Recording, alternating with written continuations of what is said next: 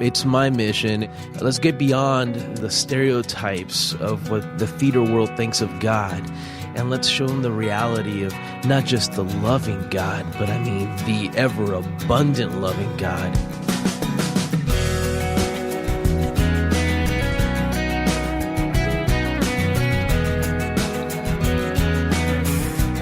Hi, everyone, and welcome to First Person. I'm Wayne Shepherd, and our guest today is a young man who's about to star in the movie Courageous. You'll meet Robert Amaya. If this is your first time with us, First Person is a weekly visit with someone who always points to Jesus Christ as the one who has brought meaning and purpose to everything in their life. We're found online at firstpersoninterview.com. In a few weeks, you'll be meeting some of the members of the team behind Sherwood Pictures, the extension of Sherwood Baptist Church in Albany, Georgia, people who have made the movies Facing the Giants, Fireproof, and next month's release, Courageous. And between now and the end of September, you'll meet Pastor Michael Catt, Alex and Stephen Kendrick, who wrote and directed the film, and others. But today, a sneak preview and a look at the life of one of the actors, Robert Amaya. Robert plays the role of a man named Javier, or Javi, who is devoted to God and his family, but having a tough time making ends meet. Robert is a professional actor from Miami who loves the Lord and has dedicated his career to Christ. I recently sat down in Atlanta to talk with Robert and began by asking him about the long lag time between the filming and the actual release of the movie. Yeah, that's always the hardest part about making a film. I think about any project, really, that's film-related. To work so hard, you pour your soul into it, making sure you do the best you can, and everybody, puts all their hard work into it, and then you just have to sit there and wait till that release date. And you have to talk about it without giving too many details about it. However, there is a clip on the webpage for the movie, and it's a powerful clip. I actually saw it soon after you did. I saw some of the dailies when the movie was being made. I got to tell you, I wept that day, and I still weep every time I see this clip of Javier's new suit. You'd think I'd be immune to it, but it gets me every time. Actually, it gets my wife especially every time because it's such a beautiful scene. It's such an intimate, powerful moment between this character Javier and his wife and his family, really. Javi. Yeah. All right, how did you get connected with the movie? Well, it was simple enough. I was finishing up a production. I do a lot of theater work back at home, which is Miami. And through my church, which I'm very involved with, I heard about the fact that Sherwood was looking for a Latino male to play this role. And being a big Sherwood fan, I just jumped on that right away. And so you knew the previous movies? I did. Actually, on a project I did one time, I got to meet Kirk Cameron, and he was so excited. It was right after he finished filming Fireproof. He was so excited about that project, and he got most of us that were involved pumped up about it. So I went back and watched all the other Sherwood films as well, and just became an instant fan. Yeah. So I sent them, all my information, and they gave me a call, and we connected. Mm-hmm. So back in Miami, and by the way, it's a tough place, but somebody's got to live there, right? It's high. You're an actor. That's your trade. Correct. And stage, film? Mostly stage work is what I've done. A lot of theater. My wife has as well. We're both, it's a very creative family, you could say. Yeah. So what have been some of the roles you've played? Well, we've been in a number of productions. Probably some of my favorites are I was in Les Miserables. That's my all-time favorite. That's actually the first musical to ever get me into, musicals. But that was actually one of my favorite. I was in the ensemble for that, but one of the greatest casts I ever got to work with too. So it was wonderful. That's a good one. No question about it. Tell me about your walk with the Lord. When did that start? Well, I had the incredible blessing of being raised in a Christian home. And so right off the bat, I was always being exposed to the gospel, to the Lord, to the Bible. I can remember understanding the gospel for the first time and deciding to follow the Lord when I was about 9 years old, which was roughly, I was born in California. And at 9, it was roughly about a year before I moved to Miami. But I remember making that decision, understanding what Christ had done for me, and so I definitely began to follow the Lord at that point. Shortly after that, before I moved to Miami, I had the opportunity. My pastor at the time, who kind of took me under his wing and discipled me somewhat, even at such a young age, gave me the opportunity to start preaching.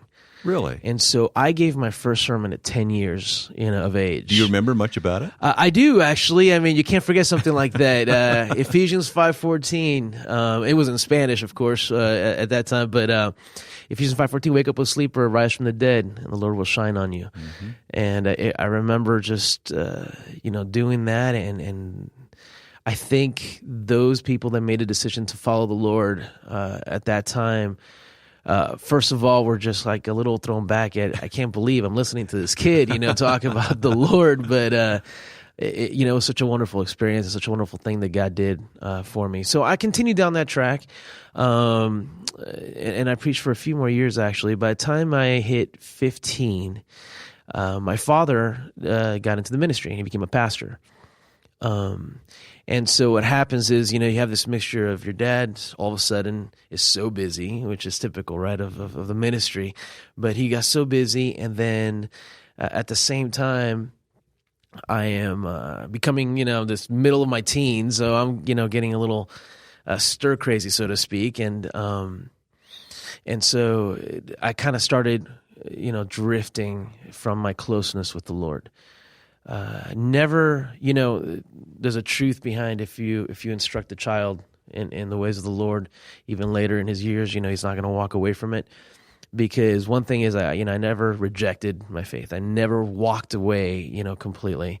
I just kind of, started to get a little distracted by the world. Mm-hmm. When I went to college is when, and I got hit. See, I went to a Christian high school. And as wonderful as that was, and it was a wonderful school, learned so much, I was, shielded somewhat from the world. And so when I finally went to college, I went to a very big university, University of Florida, and kind of got, slapped in the face with the reality of the world and the differences and the diversity of people. And so I found that I needed to make a decision about my life and what I wanted to do. And so I really came back to the cross, and even during college. Right. With all that was going see, on. I never got crazy in college. Okay. I thank the Lord for that. Oh, sure. It was kind of like my fork in the road, and I knew that I had to make a decision about that. Was I going to have the quote unquote college experience, or was I going to take the road less traveled? And so how did that manifest itself? I mean, it was just kind of a renewed faith, and I give a lot of credit to the incredible amount of faithfulness in prayer from my parents and my family, and also just my friends. I thank God that I always had really strong Christian friends, people that really served God and were faithful to the Lord. Were always a great example. So, that really is what always kept me on a safe track. But you didn't feel called to the ministry. No, precisely. No. In fact, because I saw how difficult things were when my dad became a pastor and how tough the ministry was.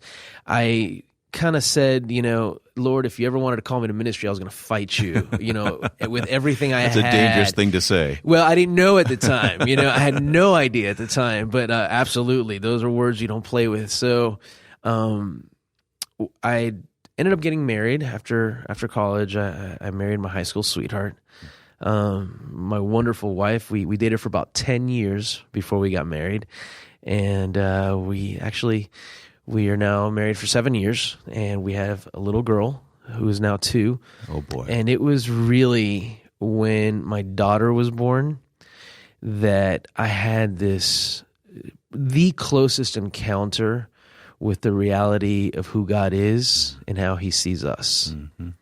And I've said that before, but the intensity with which that hit me is indescribable. And it's really when my daughter was born that I knew that I had to take a serious step and a permanent one, a non-wavering step to follow the Lord and to go wherever he wants to lead me. And so I remember having that prayer and saying, God, I'm not saying I want ministry. I'm not saying I don't. I'm just saying I want what you want. I'm open to you. And I'm open to your will. Mm-hmm. And so I'm telling you, it's, a year later, I'm talking with Sherwood Pictures, and the amount of people that I've been able to meet as a result of this film and the travels have been amazing. And I've already had the opportunities to get back and start preaching and start, talking and discipling.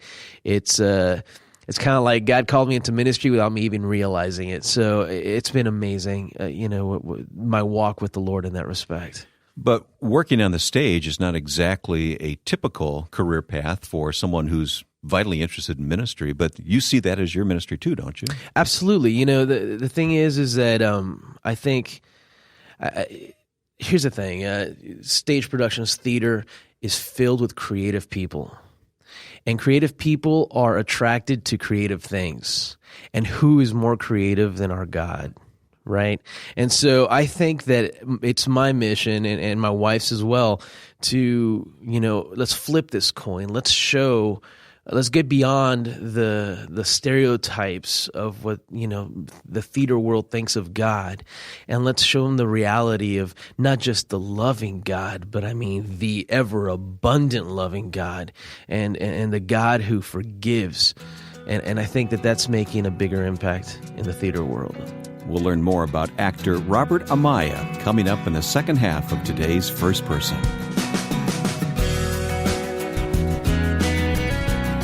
Next week on First Person, you'll meet cancer survivor Sammy Tippett. Both my grandfathers had prostate cancer, died from it. I never knew them. So I said, okay, it's in my DNA. God, you created me. And if you created me and this is in my DNA, then I'm going to embrace this and I'm going to let you take it and use it whatever way you want to. The diagnosis of cancer led to a spiritual revival in his personal life. We'll meet Sammy Tippett next time on First Person.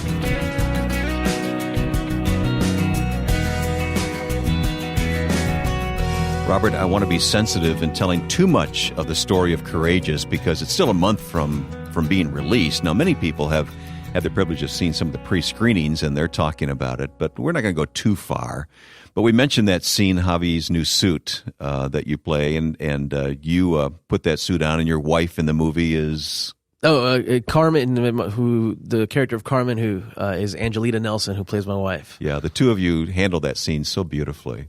Thank you. But you have some other scenes in the movie that are, there's one in particular that's just downright funny. With keeping in mind that people haven't seen the movie yet, right. What can you say about that scene? Well, and I hear about it all the time for those people that have been able to do the pre-screenings, that some of their favorite scenes include this particular one. Basically, Javier gets to pretend that he's a gang member, and he's sitting in the back of a police car. A tough guy. Acting like when she gets to know Javier, it's such a change from his character.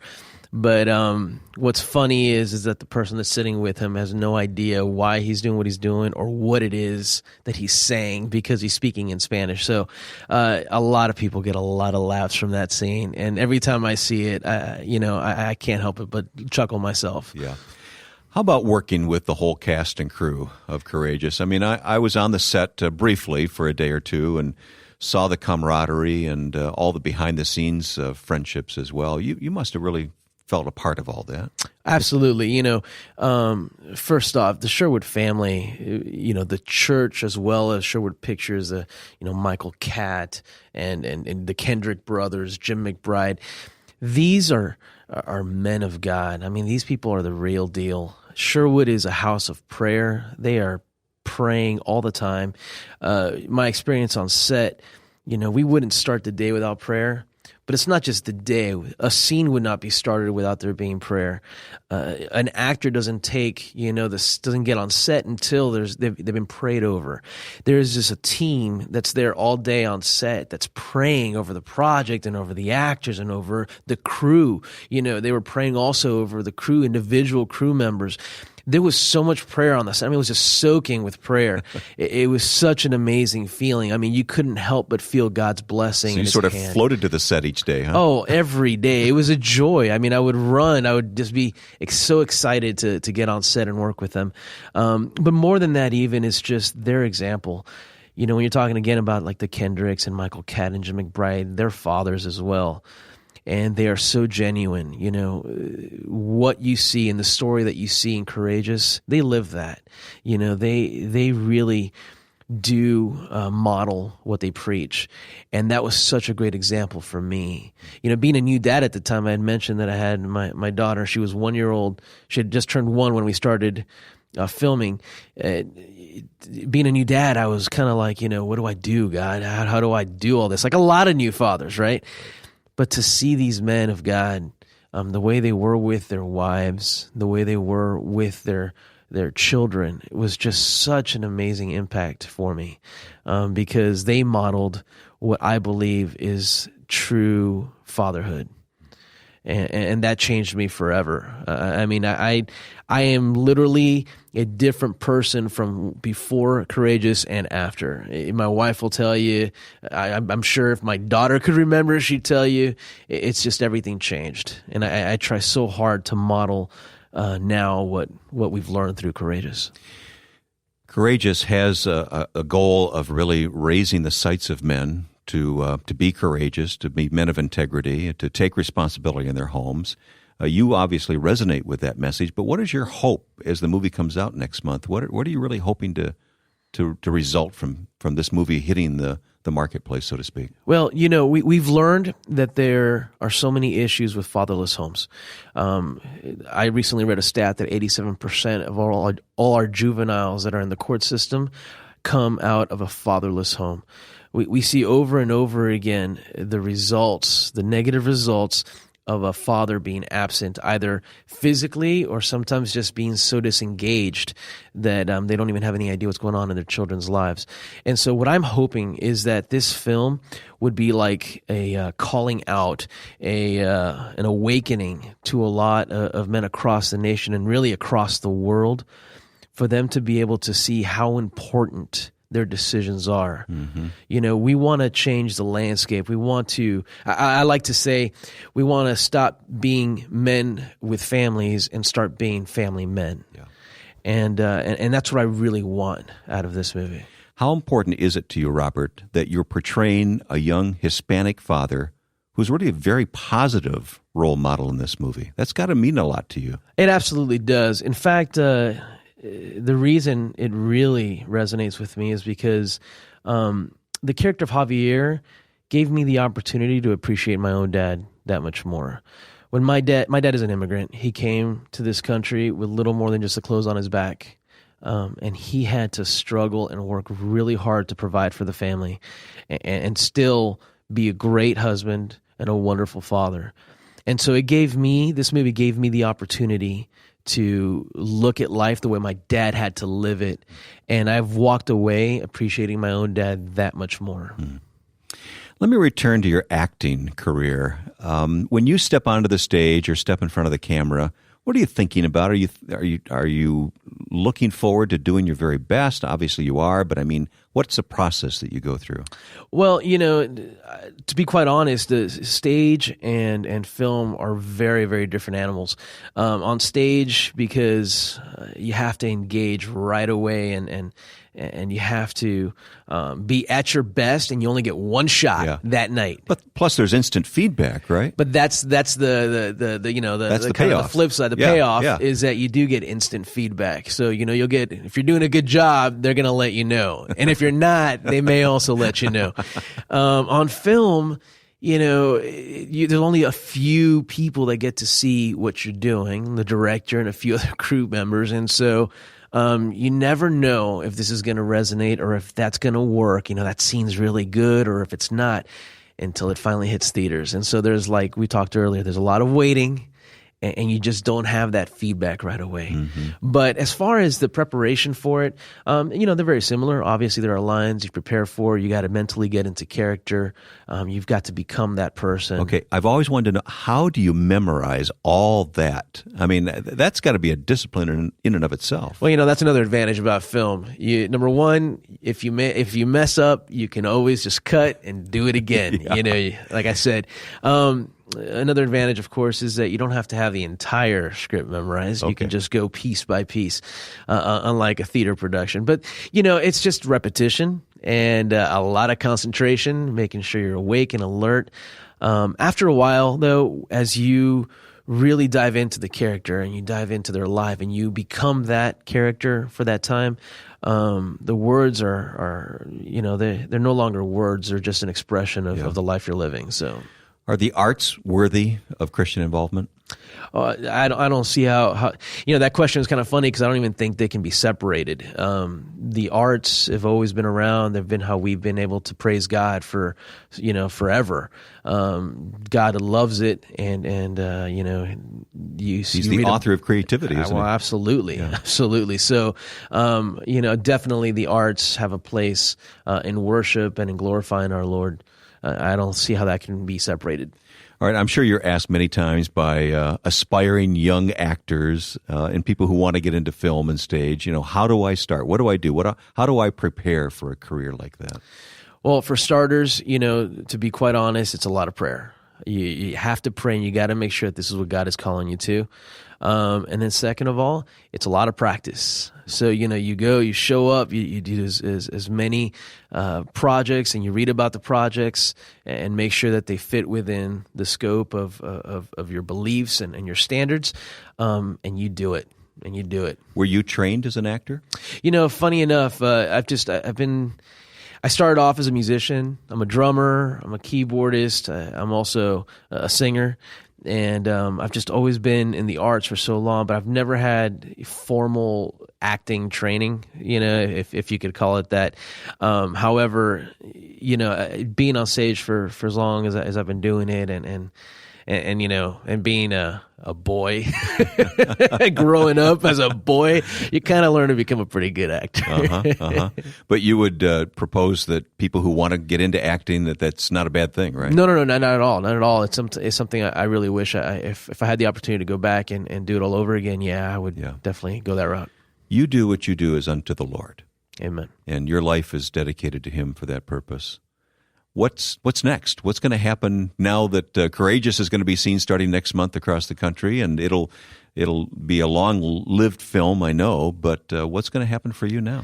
Well, pretty much like the scenes that we play, our lives are played in chapters. And so this chapter in my life right now, I'm doing a lot of traveling, talking about Courageous, but I get to speak with a lot of people that are reconnecting with their families, a lot of men that, are being inspired by the film and that want to know how to reconnect and want to know, how to raise that standard in their own homes. And so I get the opportunity to go to a lot of churches and speak and a lot of, meet a lot of wonderful people and help encourage them and disciple as well. And so until this chapter's over, I don't know, it's hard to answer that. I'm completely in God's will.